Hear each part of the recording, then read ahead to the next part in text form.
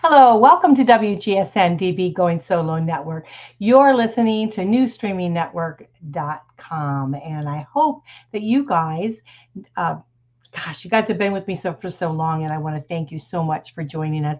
You know that New Streaming Network is actually the home of Going Solo and Going Bold, and we are just so excited to be able to have you here with us on this show, Date the Right One. I am your host, Cece Schatz. I am the doyenne of relationship building, and I just want to make sure that you all have my information. You can reach me at goingsolonetwork.com, and then also my email is goingsolonetwork@gmail.com. I am a life coach. I am a divorce, dating, and a life coach connecting singles throughout the Going Solo Network. And I am just so excited about the show tonight. Tonight we're going to be talking about, we're going to really go into the human heart, right? We're going to go into the human heart, relationships, offering fresh perspective beyond the conventional love advice. You hear it all the time here on Date the Right One. You hear love advice, but this is going to be something totally different, totally exciting. So you guys want to sit down, grab your seat, and hang on because we've got a lot going on for you. We're going to talk about love is not blind, and it certainly isn't. We have our wonderful guest here, Shelly LaVigne. Hey, Shelly, how are you? Hi, so nice to be here. Thank you, Cece. It is so great having you. You are finally called the Love Investigator, and I am just so pleased to be able to have you here with us tonight. Tell us a little bit about your background, how you got into being really a dating expert and helping singles, and how did you get the lovely name Love Investigator? Well, unfortunately, when I was 18, my parents divorced, and it was an ugly divorce. So I think at that point, I started questioning love. Like, what is this all about? And I think I was, you know, cynical of it from there on. And I thought, I don't want to get married. I don't want kids. I don't want to do any of that. And so I started my investigation into it at that point because I really wanted to figure out what the heck happened because it seemed like a perfect relationship, from the outside looking in and being a part of the family. I have two sisters, and I thought my parents were doing great. And then not so much. So I think I started investigating the whole idea of what love is and how we, as you say, how do we choose the right one? And have you ever played a game? Like, have you ever played a game like basketball and you've never played before? And so, if you're expected to go into this game, what do you need to know? You need to know the rules. Okay, so if I'm going to go play basketball, how do I play? What are the positions? How does this all work? What are the plays? And then you start to get the basics, right? And then you start to play a little bit better and a little bit better as you practice and you go along. And then, of course, then we have the NBA and all these players that are at an extreme high level. Well, there's no playbook for the game of love. Like if I went to ask you, okay, Cece, let's go play the game of love because everybody calls it a game, right? Right? Well, there's no playbook. So I've discovered over the last 10 plus years, after observation and learning this framework 10 years ago, I've kind of taken it and honed it and made it into this framework and checklist where I'm suggesting that I have the playbook to the game of love. So there are positions, there are rules, there are ways that we go about playing this game, and that you are one position in this game, and you have to learn how to play effectively with others, and especially when you go to choose somebody, because we're literally flying blind. Like I felt like my entire life, especially after my parents, like, I don't know. I have no idea how to choose somebody. How do I go about playing this game? I'm very into sports and always have been, so the game analogy really works for me.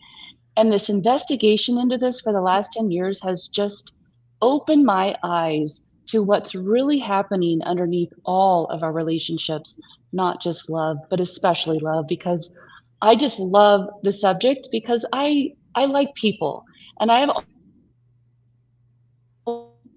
people, and I've always enjoyed, companionship. There's nothing like it. My husband and I get along so well because of this.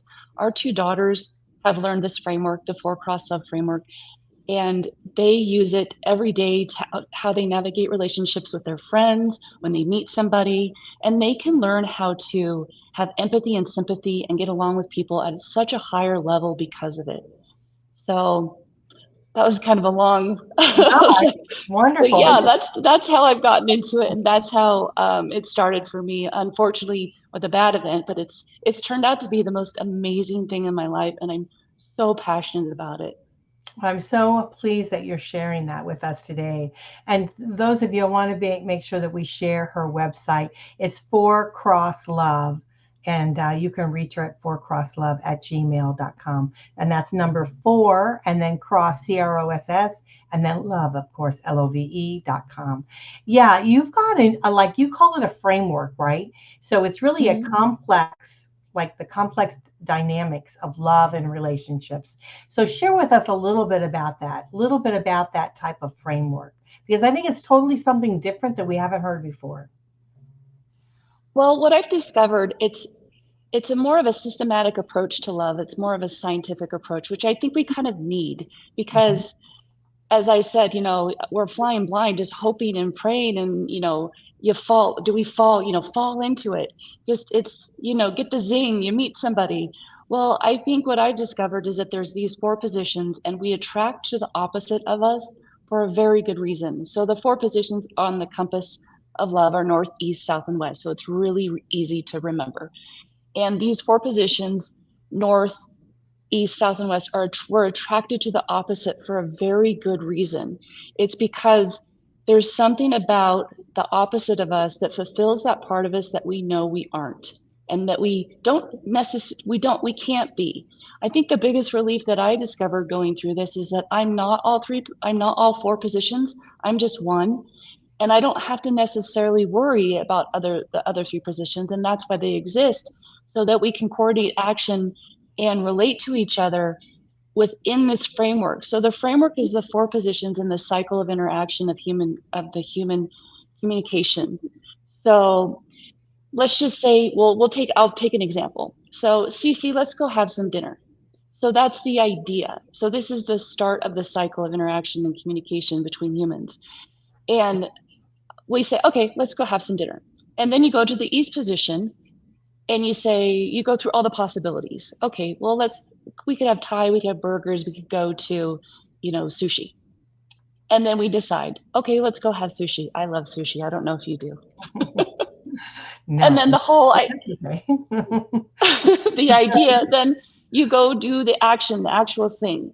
You eat, right? Mhm. And then after you eat, you go to the west position, the cycle that happens, and you go through the evaluation process. Was it good? Was it fresh? Did we like it? Would we come back? And then this is happening 24/7, 365, and everything you do all day long. These cycles of this interaction. Mhm. Well, so every person, I believe, is born into one of these positions. You aren't more than one, and you can't change anybody. You have to learn how to read people. And so we each play a position in this interaction, in small little decisions like that and ideas like that, or the bigger ones. And then of course, you're layering these cycles on one another. So when you meet somebody, that's the ignition, and that's the north position, and that's the idea. Just because you're north doesn't mean you always come up with the ideas. All positions can come up with ideas, but the north position in particular is the ignition. And so then you start layering all these interactions that you have once you meet somebody through this cycle continuously, like all these layers. And then you come to a decision process. Well, I've narrowed it down to a checklist that you can go through in order to make a more systematic decision based on this framework. So I've concluded that in this checklist, the first thing is awareness. So you need to be self-aware. You need to be aware of your position on the court, in the field. You need to have the positional aware of the other positions. We're kind Then you of need to have, froze, there's four different froze up there a attractions. little bit. You froze up there just a little bit. We What's that? missed that. We missed what you said because you froze Okay. a little bit. If you could repeat that. Okay. Um, the ignition. So we're going through like the process, and when you meet people, you go through these layers of these cycles and continuously. And once you realize that you are one of these positions and you have a certain perspective in life, Hmm. and you see things very differently than the other three positions, which is actually fantastic because we need people to be different. We need people to fill this interaction so that we can coordinate and make and things happen. Like, all these ideas come to fruition or these relationships happen. And so once you start realizing this, you start realizing why you're attracted to some people, why some people you're like, no, why some people perturb you, why you aren't likely in a romantic relationship going to be attracted to the same person as you, because you realize that they're not fulfilling that void or that gap in your natural cycle that would fulfill that for you. So yes, so I come up with this checklist. The first part is awareness. So you need to be self-aware. You need to be positionally aware. So Hmm. yourself, you need to understand your position. Then you start becoming aware of the other positions. And then there's four attractions. So the second part of the checklist is attractions. And it's you need to be physically attracted, you need to be emotionally attracted, you need to be intellectually attracted, and then you need to be positionally attracted.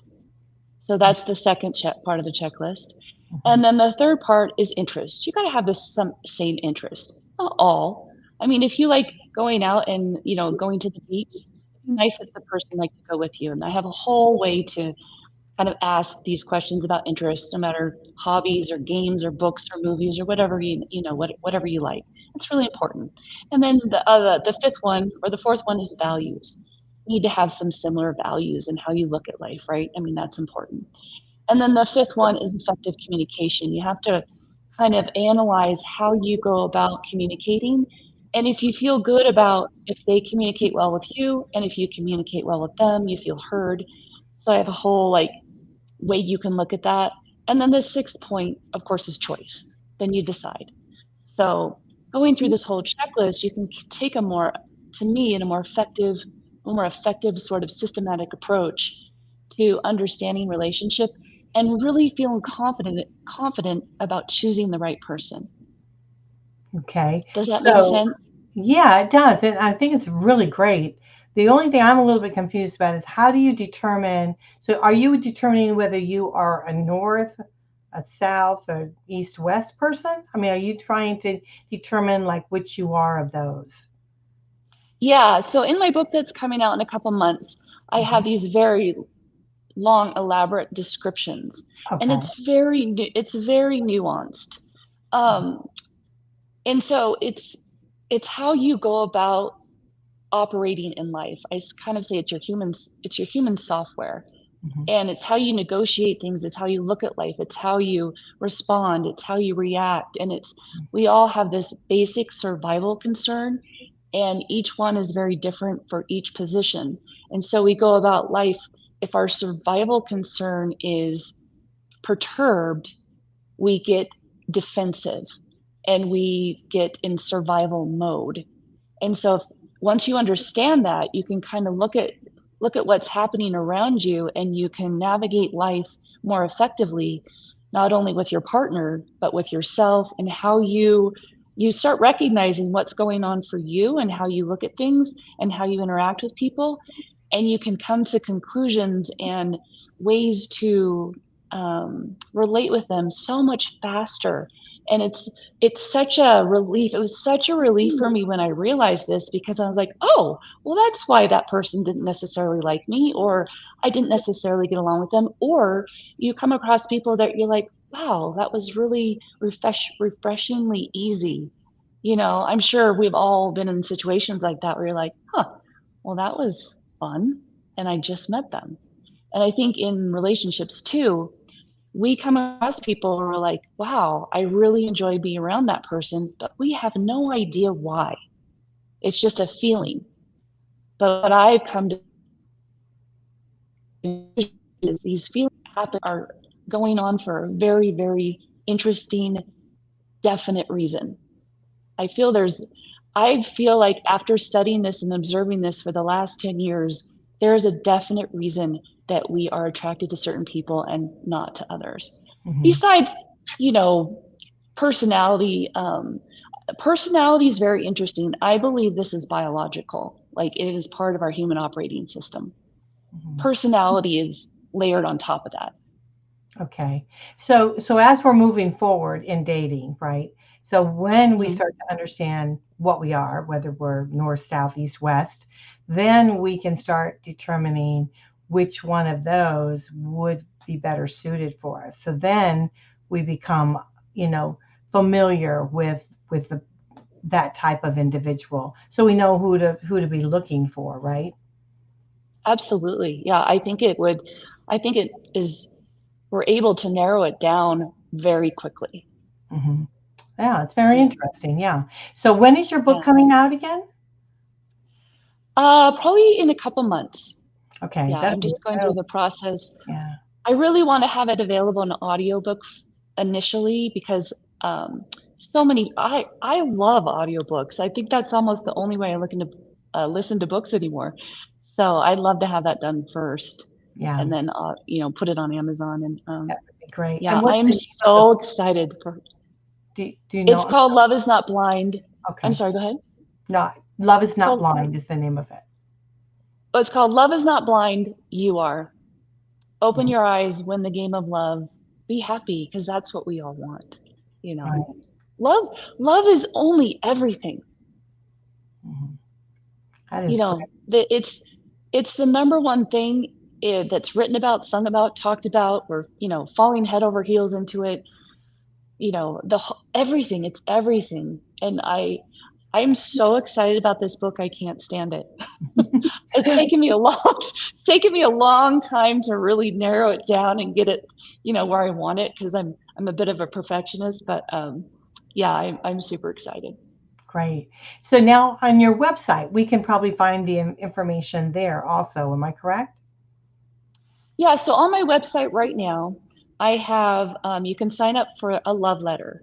So every Mhm. Friday I send out a love letter, and it goes at this point because nobody knows their positions yet. I relate it to positions, but it resonates with everybody. And what's interesting about it is I imagine if you get my love letter every Friday, I kind of give tips and points about how to love each position differently and Mhm. how they react to how you relate to them, how you speak to them, and how we want to be spoken to and how we relate. So I've written these. I have all of them, I think, up to now on my blog. So they're just the past love letters. Mhm. And you can kind of go through and look at those and see how, you know, get a little feel for what I'm talking about. Right. So that would be Yeah. great. So That would be really good. yeah, I love love letters. So I was like, I don't want to send a newsletter. I want to send a love letter. Yeah, absolutely. Everybody loves the love letter. So now, do you do Yeah, right. coaching also? Do you also do coaching? I do. I'm taking cases in my investigations, but at this point, because it'd be, you know, super helpful for somebody to know their position, but I certainly can take cases now and I do coaching and I Mhm. really love investigating with people because you start they give you clues. Like everybody gives clues the Right. moment they start talking. And even when they don't start talking, you know, it's kind of like you're answering if you're speaking or if you're not speaking, because what you're saying is I prefer not to say. Um, so yes, I'm taking cases. I love investigating with people. I just find this the most fascinating thing ever. My book's coming out, and of course, love the love letters. I think are just super fun. They're short, sweet, to the point. Um, which is how I am. I like short, sweet, to the point things. So that's how it is. Well, that is terrific.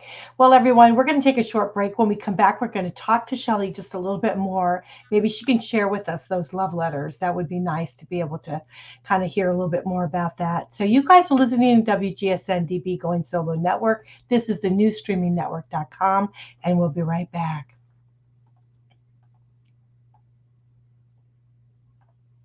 Let's see if I can get my love letters up here.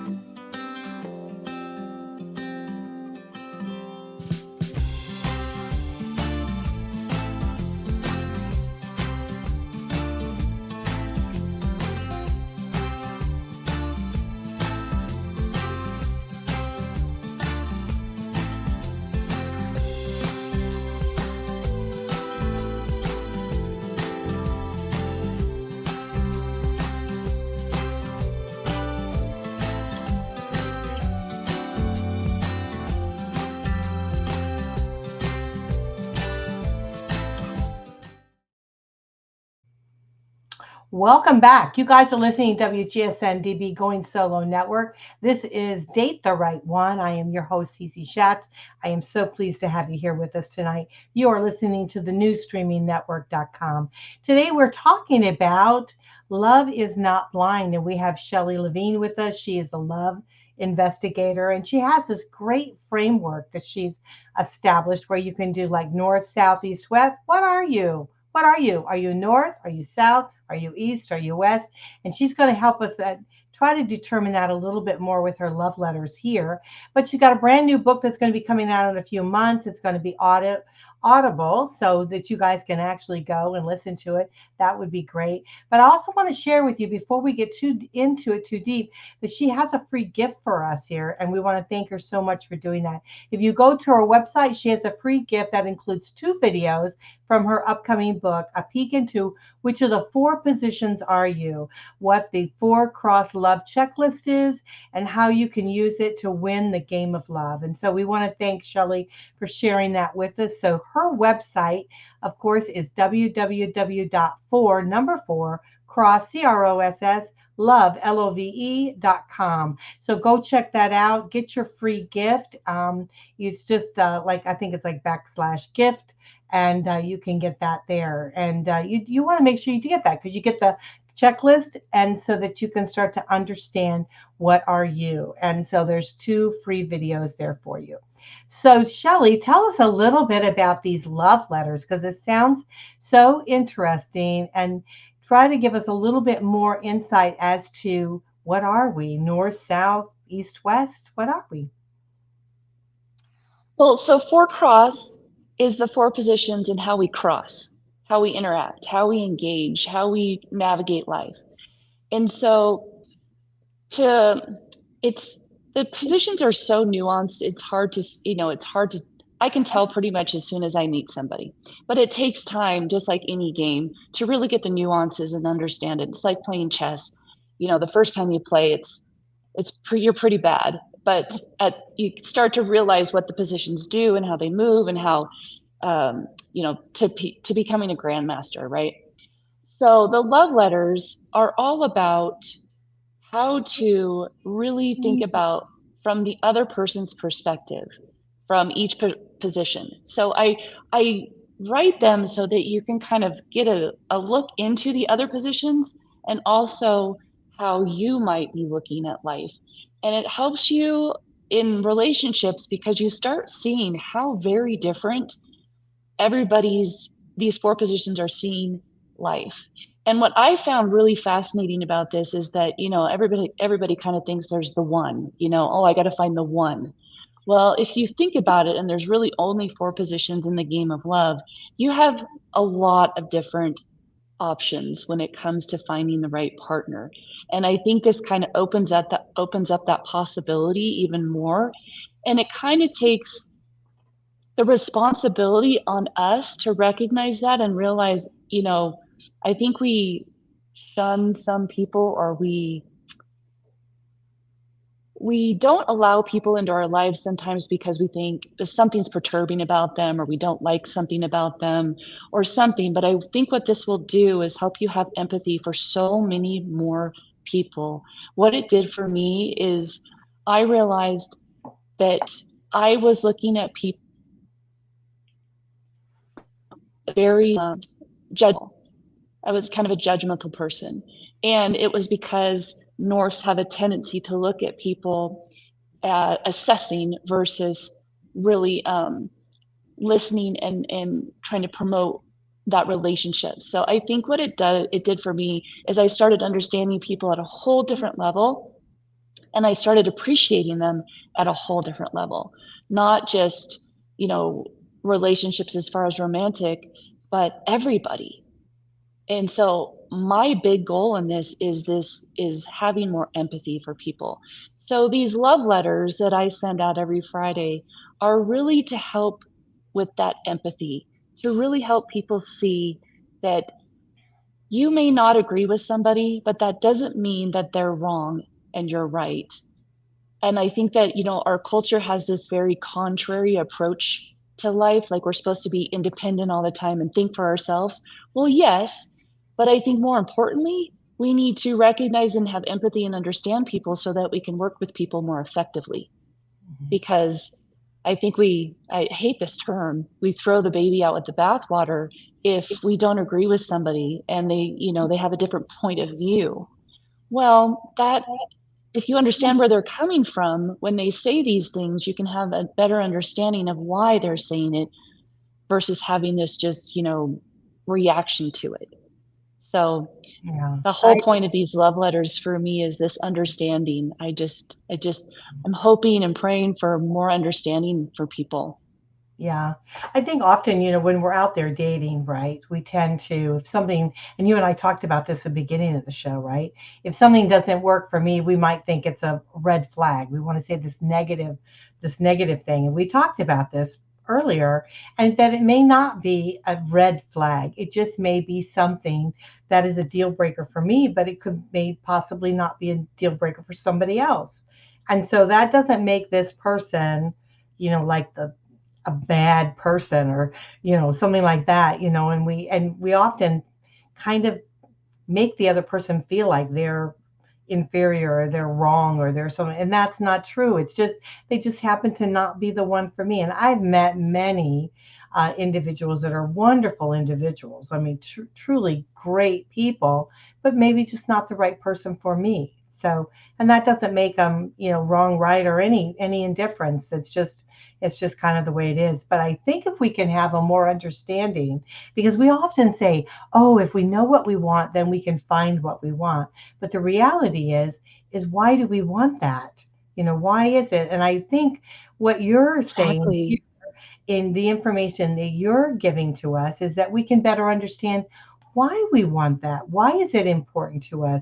And if we don't get that, what will happen? And what will we feel if that isn't the case? And so I think it's a lot of understanding about ourselves versus, always understanding about the other person, which we need to, of course. But the more we can understand about ourselves, the more we can actually connect and have a relationship with someone else. So yeah, I love it. I love what you do.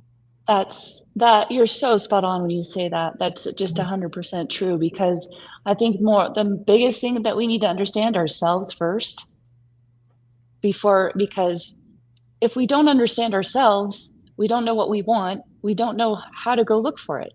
Like Mhm. if you want to go somewhere and you get on a plane and you have no idea where you want to go, the pilot doesn't know where to go either. So you got to figure out what you want first, but more importantly, you have to figure why you want those things and what's driving you, what your concern is, and what's going on for you really behind it all. And you start realizing that this concern. So for the north position, the concern is certainty. For the east position, it's freedom. For the south position, it's security or stability, sorry. And for the west position, it's security. So these are that driving concern, survival concern that drives so much of how we navigate life and how we go about operating and relating it with people and how our interpersonal, you know, communication with in our heads, uh, how we go about just literally looking at life. So once you start realizing that about yourself, you start realizing why you do the things you do and why you attract certain people. Because when we're going other people, we're attracting them. And so what's interesting is you start realizing who you're attracting and why. So yes, this self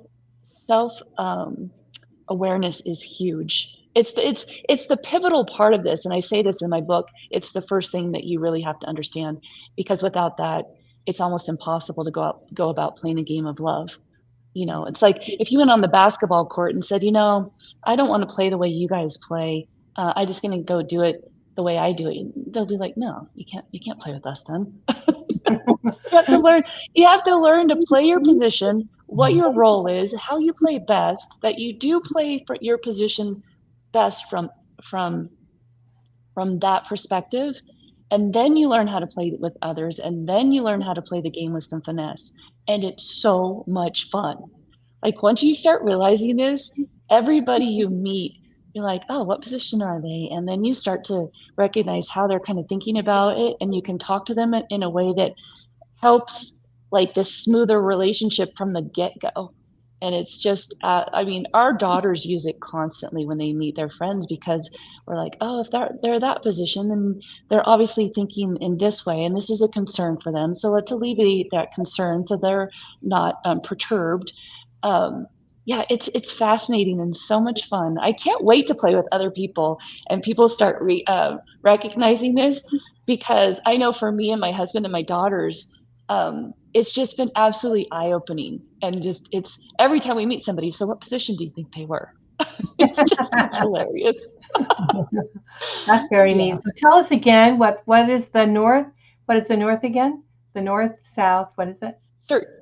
So North's concern is certainty, and they are constantly looking to alleviate that concern.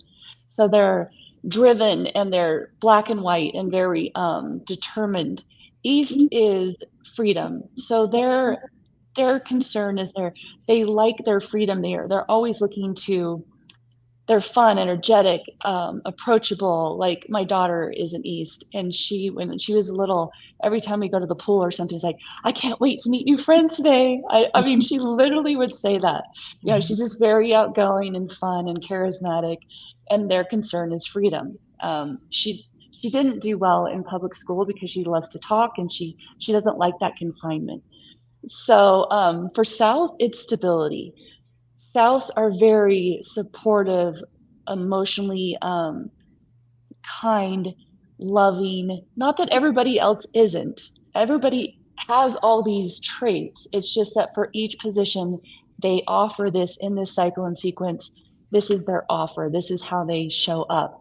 And so their concern is stability. They like to have, that grounding base. And so for the West position, their concern is security. So they're introspective, kind of pensive. They're concerned about, they look to the past for information, and they're the gatherers of information, and they're incredibly important in the whole cycle. Each position is equally important in the cycle and sequence. It would be like if you take the planet and took a quarter of it out, it wouldn't work. It's the same thing. Each position is equally valuable and equally important.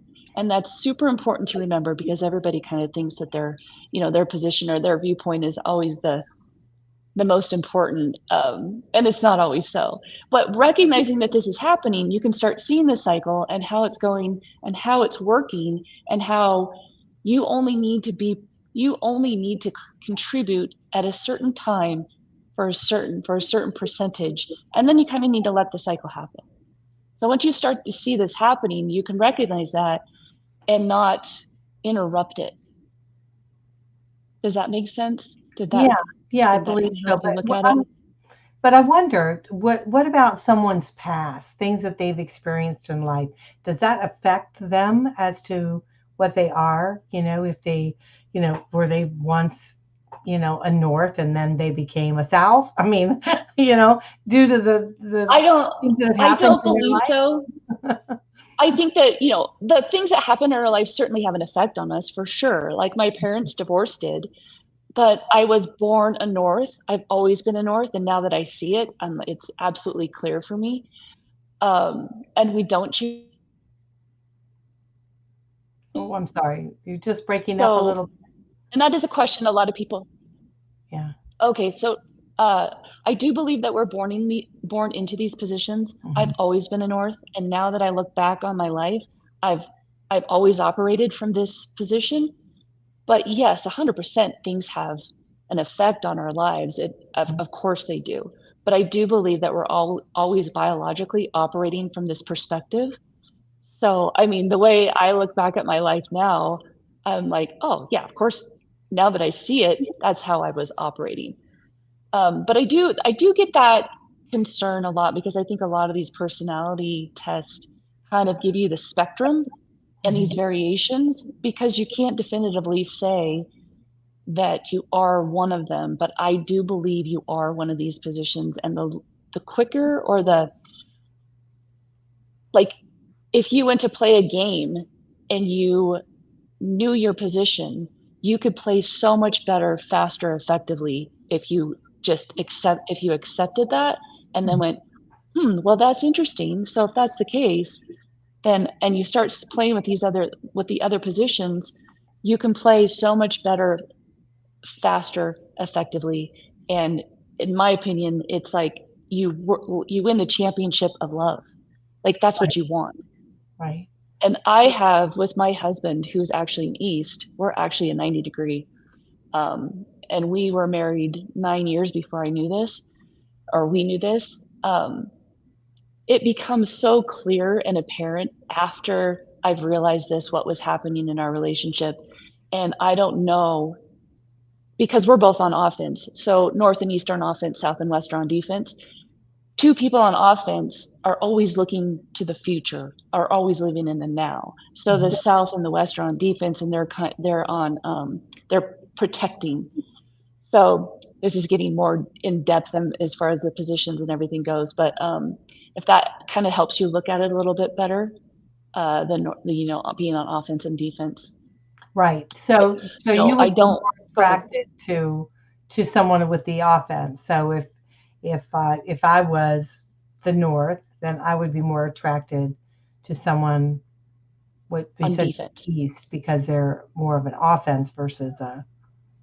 No, you would be attracted to someone on defense because that makes a complete team. Oh, I see. I see. So when you play any game, there's offense and defense. Right, right. So you want the Mhm. opposite. So your attraction would be the opposite. I'm getting it. Your attraction would be You the are. opposite. You are getting Oh it. yeah. But it works for you and your husband because you're both on the offense. But so this way you understand it though. Well, we struggled mightily. We Yeah. struggled, and had we not figured this out, I don't know that we'd still be together. Honestly, Mhm. I'm just being 100% honest, because now I can see what's going on for him and I can reconcile, and we kind of do this, you know, we keep reconciling and understanding and appreciating, and without that it would be really, really hard. We did battle, Mhm. Norse. I It was yeah, it was a struggle. Mhm. Yeah. So that's something to know. So really this would be great for couples that already exist if they're struggling a little bit. They could better understand their partner as to what they're going through by understanding their Oh position. yeah, 100%. I even say in the book, whether you're, seeking a new relationship or you're already in one, you could actually recommit and um, discover something about somebody that you're already with. And I go through a long process of kind of that, and asking questions, figuring out why, what's going on for your mate, how do they look at things. Yeah, this could be a whole new discovery in a relationship that you're already in. 100%. Now, is it possible for anyone to be like a borderline in between two different, areas? I have discovered that if you're a north, you can lean a little more west or a little more east, for Hmm. sure. But I do believe that you play your position biologically. And I do think, definitely you can, you kind of, like I said, sway one way or the other, but you're definitely one position. That's what I believe. I believe, and I want to get empirical evidence on this someday. I believe that it's in our DNA somehow, some way. And I'd love to do using the 4 process checklist and framework to really see how much it helps people, stay together, be together, understand one another, have more loving relationships, have more. I would love to reduce the divorce percentage significantly. Yeah, That would be absolutely wonderful. it would be And wonderful. and yeah, it's devastating. It's devastating for everybody. Mhm. Yeah, And absolutely. I think preventing those things before that happens, like learning to choose the right person from the get-go. I mean, then I'd love to, before kids, I call it kids because I'm older now, but before they learn to date or, make those commitments and get into a marriage. Like if I understood this before I got married, well, maybe I wouldn't have met my husband. I don't know. Who knows? Yeah. But I love him. I love him, and I can see being with him forever because we have this. You know, Mhm. it's so much more fun. Oh, that's wonderful to hear. Well, we're going to have to close the show. It went by so quickly. And I want to thank you so much, Shelley, for all that you shared with us here today and all that you've given us. Because again, we have a free gift. So the free gift is it includes 2 videos from the upcoming book and a peek into which of the 4 positions you are, what the 4 cross love checklist is, and how you will use it to win the game of love. So you'll need to go to the free gift. It's to get it, you just go to the website www.4 cross cross love love.com/gift, and then just check out her website because she's got the love letters there. Send her a message, let her know that you saw her today. She'd like maybe a little bit more information on what she is sharing and when her book comes out. It's going to be great. I just am looking forward to that. So again, just email her at 4crosslove@gmail.com. Remember, that's number 4. And again, her book is going to be called Love is Not Blind, You Are. And so I think that's going to be a great book. So Shelly LaVigne, thank you so much for being with us here today. We just love having you. Thanks, CC. It was a pleasure. It is great. Hey, everyone, you're listening to Date the Right One on WGSN-DB, Going Solo Network. We are the new streaming network.com, home of Going Solo and Going Bold. I am Cece Schatz, the doyenne of relationships. I hope that you'll reach out to me. I would love to hear from you. All you need to do is go to Going Solo Network at gmail.com. Send me a quick email. I love to get your emails. I receive them personally. I answer them personally. So please go ahead and send me a message. And then just check out my personal site, which is Going Solo Network at gmail.com. I'd like to invite all of you to a date chat night we're having locally here in the Tampa Bay area on September the 13th. I'm excited about that. And then also join my Singles Want to Date. It's Singles Want to Date 40 through 70-ish.